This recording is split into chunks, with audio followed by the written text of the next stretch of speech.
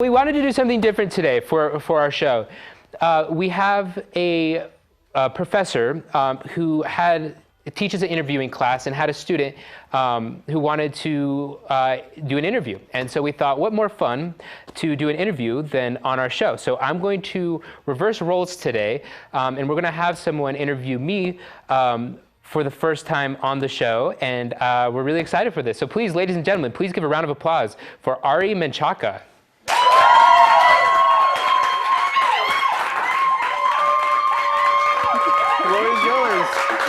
Hello. Handshake as well? I handshake as well. I like that. I like the hug and the handshake. That's fun. Do both. Welcome. Sorry, floor is yours. I'm going to just sit here and be quiet. Yeah, it's my turn. This is so weird. It's hard to, I feel so, this is, all right, we're good. Are we good? We're good. Okay, cool. So, tell me, what did a young Colt Balok want to be when he grew up? What did I want to be when I grew up? I tell this story all the time, so anyone that's heard this, I'm so sorry, but I've always wanted to go into the entertainment industry. My mom took me to a Britney Spears concert when I was 8 years old, and I always say that sounds like a cruel and unusual joke that you could play on an 8-year-old boy, but there was something there that was so profound that one person was able to bring in 40,000 people, and I thought what influence that could have, that one person could have.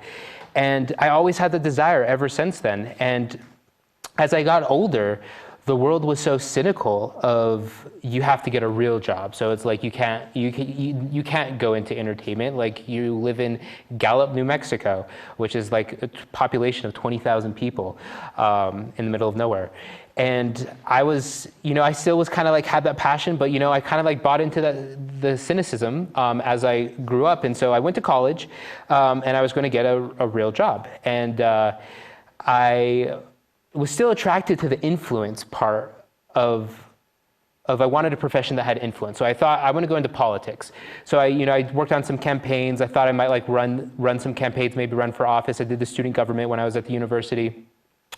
And then I realized that was just not like what I wanted to do in my life. And so then I thought about like athletics. What about being an athletic director? I thought athletes were some of the most influential people of an institution or from a school. They're the spokesperson. They travel around and people know a university or whatnot. So I thought I'd be an athletic director. And I shadowed the athletic director at the university for a full week, 8 to 5. He let me just sit with him and go to every meeting, see what he did.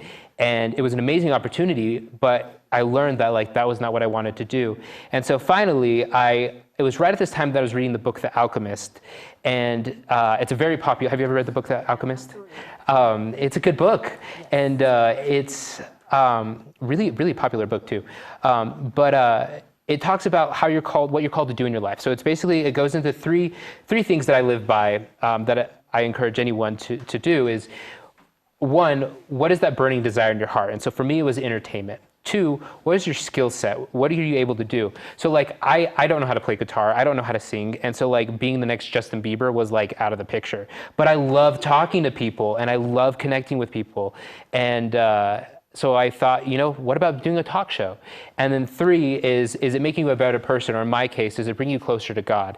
And if you have all 3 of those things, that's what you're called to do in your life.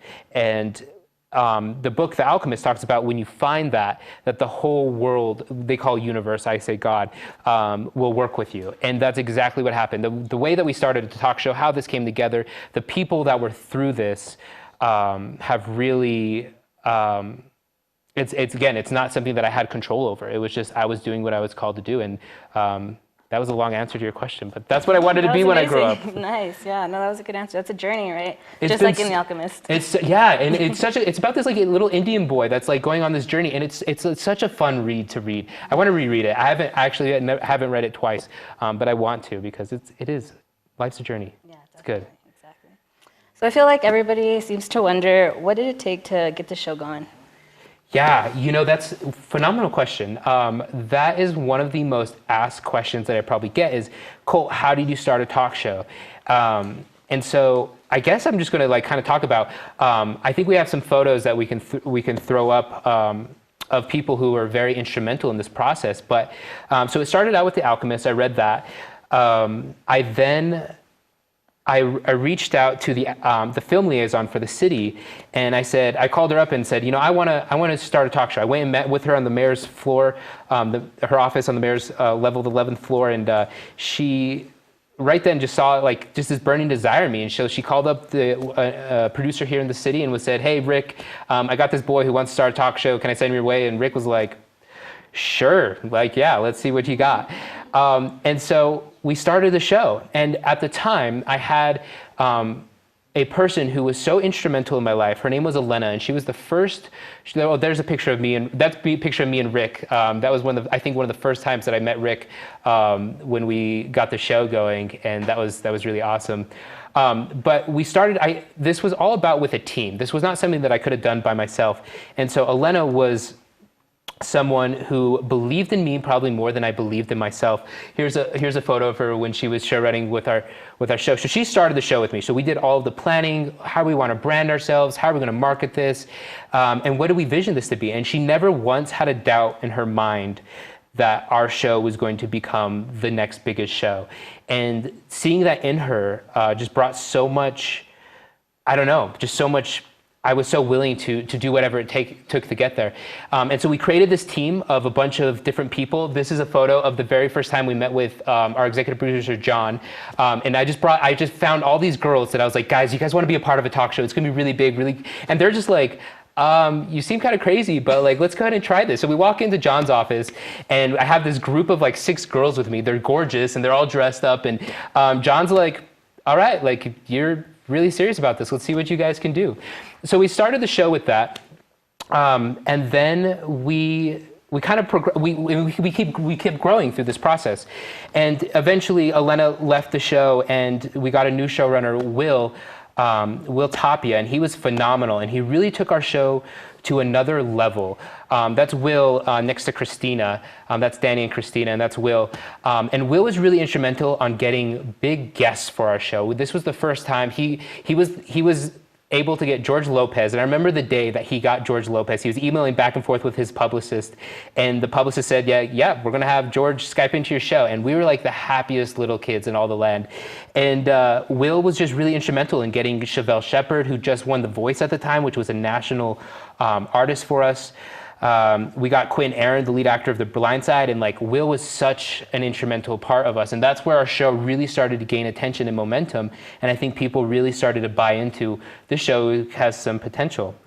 And then I guess I want to mention though to people when you say how do you start a talk show, it's not an easy journey though. It has, and that's why you have to really be in it. And so even to this day, we go through a lot of heartaches to make this happen. And so we didn't have any funds at this point for our show, so I couldn't pay Will, and so we had to let Will go just because we couldn't pay him. And then we had Christina, who I spoke at a class, and Christina was in the class, and she was so moved by what I said that she wanted to be a part of it, and she was willing to do the show for free. So for a whole season after Will left, she came on board, and she was showrunner. She booked all of our guests, she wrote all of our scripts, and it was so important to have her at that time. There was a photo that just popped up with her, and that was right when we just got the R.J. Mitty show. So R.J. Mitty played Walter White Jr. in Breaking Bad, and we got him. He had cerebral palsy, and he had this great story, and we had this great sponsor who underwrote all the production costs, and so we flew out to L.A. In that photo, and it was so cool. And then from the R.J. Mitty show, it kept the show growing. And then after about that point, I do want to mention, for the first year, we were not focused on money at all. We did not work on advertising, sponsors. And once Bianca came on board, we just saw a photo of her. That's Bianca.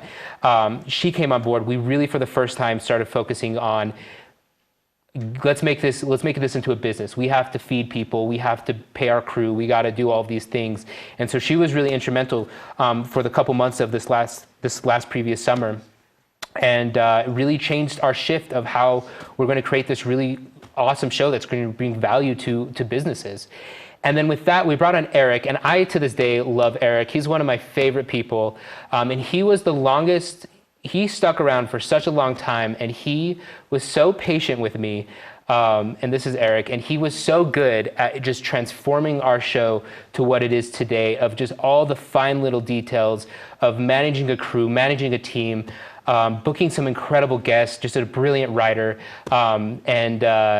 So that was Eric, that was a part of our show. And so that's kind of like what it took to like get to the show. And so to where we're at today, we have a great, amazing team.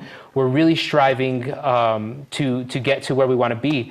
But yeah, it's a whirlwind. So that's kind of like, when you say like, what did it take to get a show? I don't think our show's there yet. I don't think we've accomplished it. But I will tell you, this is where all the people and what has caused us to be where we're at right now.